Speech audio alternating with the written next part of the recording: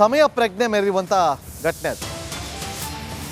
ಎಲ್ಲರೂ ಹೋಳಿ ಹಬ್ಬದಲ್ಲಿ ಮಿಂದು ಹೇಳ್ತಿರ್ತಾರೆ, ರಂಗು ರಂಗಿನ ಹೋಳಿ ಹಬ್ಬದಲ್ಲಿ ಮೈ ಮರ್ತಿರ್ತಾರೆ. ಆದರೆ ಸಮಯ ಪ್ರಜ್ಞೆಯಿಂದಾಗಿ ಒಂದು ಜೀವವನ್ನು ಉಳಿಸುವಂಥ ಕೆಲಸವನ್ನು ಮಾಡಿದ್ದಾರೆ.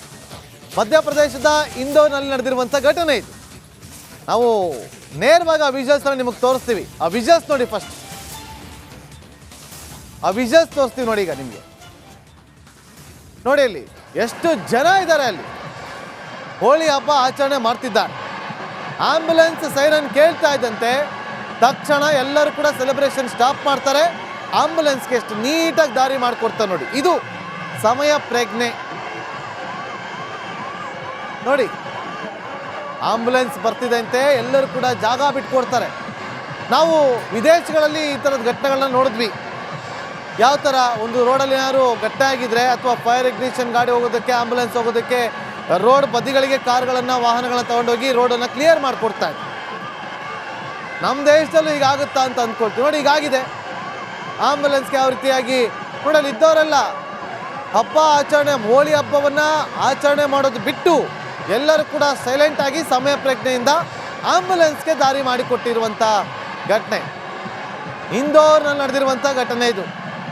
ಇಂದೋರ್ನಲ್ಲಿ ನಡೆದಿರುವಂಥ ಘಟನೆ ಇದು ನೋಡಿ. ಅಲ್ಲೆಲ್ಲರೂ ಕೂಡ ಬಣ್ಣವನ್ನು ಎರಚ್ಕೊಳ್ತಿರ್ತಾರೆ, ಅವ್ರದ್ದೇ ಆದಂಥ ಲೋಕದಲ್ಲಿರ್ತಾರೆ ಆ ಸಂದರ್ಭದಲ್ಲಿ. ಆದರೂ ಕೂಡ ಸಮಯ ಪ್ರಜ್ಞೆಯಿಂದಾಗಿ ಆಂಬ್ಯುಲೆನ್ಸ್ನ ಹೋಗೋದಕ್ಕೆ ದಾರಿ ಮಾಡಿಕೊಟ್ರಲ್ಲ, ಇದು ಸಜ್ಜನರ ನಡತೆ.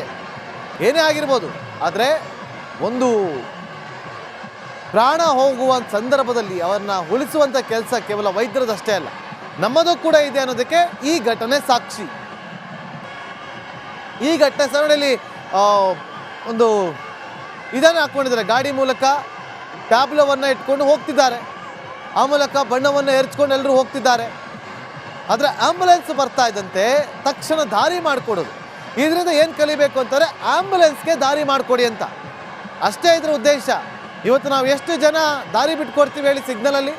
ನಮ್ಮ ಗಾಡಿ ಪಾಸ್ ಆದರೆ ಸಾಕು ಅಂತ ಹೋಗ್ತೀವಿ. ಅಷ್ಟೇ ಅಲ್ಲ, ಆಂಬ್ಯುಲೆನ್ಸ್ ಮುಂದೆ ಹೋಗ್ತಾ ಇದೆ ಅಂತಾರೆ, ಅದು ಹಿಂದೆ ನಾವು ಕೂಡ ಸ್ಪೀಡಾಗಿ ಹೋಗ್ತೀವಿ. ಆಂಬ್ಯುಲೆನ್ಸ್ ಹೆಂಗೆ ದಾರಿ ಮಾಡ್ಕೊಂಡು ಹೋಗುತ್ತೋ ಅದರಿಂದ ನಾವು ಕೂಡ ಹೋಗ್ತೀವಿ. ಇದಲ್ಲ, ಆಂಬ್ಯುಲೆನ್ಸ್ಗೆ ದಾರಿ ಮಾಡಿಕೊಡ್ಬೇಕು. ಯಾಕೆಂದರೆ ಒಂದು ಜೀವ ಉಳಿಸುವಂಥ ಕೆಲಸವನ್ನು ಮಾಡೋಣ. ಅಟ್ಲೀಸ್ಟ್ ದಾರಿ ಬಿಟ್ಕೊಡುವಂಥ ಕೆಲಸವನ್ನಾದರೂ ಮಾಡೋಣ. ಈ ಸಂದೇಶ ರವಾನೆ ಆಗಬೇಕು ನಮ್ಮಲ್ಲಿ. ನಾಳೆ ನಿಮ್ಮ ಮನೆಯವ್ರಿಗೆ ಯಾರಿಗೋ ಒಬ್ರಿಗೆ ಆಗುತ್ತೆ ಅಂತ ಸಂದರ್ಭ ಆಗ ಗೊತ್ತಾಗುತ್ತೆ. ಆಂಬ್ಯುಲೆನ್ಸ್ನಲ್ಲಿ ಇದ್ದಂಥ ಕುಟುಂಬಸ್ಥರ ಒಂದು ಕಷ್ಟ, ನೋವು ಬಡ್ಕೋತಿರ್ತಾರೆ, ಕಿರ್ಚ್ತಾ ಇರ್ತಾರೆ, ದಾರಿ ಬಿಡಿ ಅಂತೇಳಿ ಮೈಕ್ ಹಾಕ್ಕೊಂಡು. ಆದರೂ ಕೂಡ ಒಂದು ಹಾರನ್ ಹೊಡಿಯೋದಕ್ಕೂ ಕೂಡ ಕಷ್ಟ ಆಗ್ಬಿಡ್ತಾರೆ ಜನ. ಎಲ್ಲಿ ಮುಂದೆ ಇರೋರು ನಮಗೆ ಬೈದ್ಬಿಡ್ತಾರೋ, ಕಿರಿಕಿರಿ ಮಾಡ್ತಾರೋ, ಇರಿಟೇಟ್ ಆಗುತ್ತೋ ಅವ್ರಿಗೆ ಅಂತೇಳಿ ಹಾರನ್ ಕೂಡ ಮಾಡ್ದಲೇ ಹಿಂದೆಗಡೆ ಆಂಬ್ಯುಲೆನ್ಸ್ ಸೇರನ್ನು ಬಡ್ಕೋತಾ ಇದ್ರು ಕೂಡ. ಏನಕ್ಕೆ ಹಾರನ್ ಮಾಡಬೇಕು ಅಂತಂದರೆ ಜನರಿಗೆ ಎಚ್ಚೆತ್ಕೊಳ್ಳುವಂಥ ಕೆಲಸಕ್ಕೆ ಮುಂದೆ ಹಾಕ್ಬೇಕದು. ಹಾರನ್ ನೋಡಿದಾಗ ಮುಂದೆ ಇರುವಂಥ ವೆಹಿಕಲ್ಗೂ ಕೂಡ ಹಾರನ್ ಮಾಡುತ್ತೆ.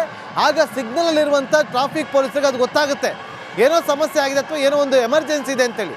ಹಾಗಾಗಿ ಹಾರನ್ ಹೊಡಿಬೇಕು ನೋಡಿ. ಜನ ಬಿಟ್ಕೊಟ್ಟಿದ್ದಾರೆ. ಅದೇ ರೀತಿಯಾಗಿ ನಾಳೆ ನಮ್ಮ ನಡುವೆ ಏನೇ ಆದರೂ ಕೂಡ ಆಂಬ್ಯುಲೆನ್ಸ್ಗೆ ದಾರಿ ಮಾಡಿಕೊಡುವಂಥ ಕೆಲಸವನ್ನು ಮಾಡೋಣ. ಇದು ಸಮಯ ಪ್ರಜ್ಞೆ ನಾವೆಲ್ಲರೂ ಕೂಡ ರೂಢಿಸ್ಕೋಬೇಕು.